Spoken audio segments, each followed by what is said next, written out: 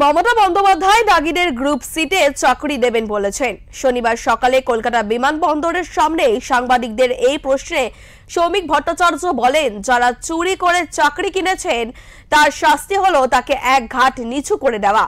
যারা গ্রুপ সিটে চাকরি কিনেছেন তারা গ্রুপ দিতে যাবেন, আর যারা গ্রুপ দিতে চাকরি কিনেছেন তারা কোথায় যাবেন, কি বললেন তিনি শুনুন।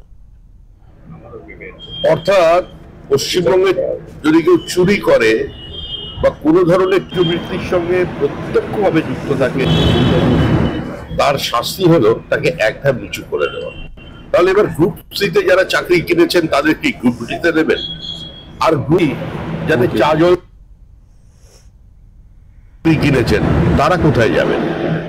তারা কি মুখ্যমন্ত্রীর বাসভবনের সামনে ধর্ণা দেবেন, না তারা বিধানসভার ঘাস কাটবেন? এটা ঠিক করতে হবে।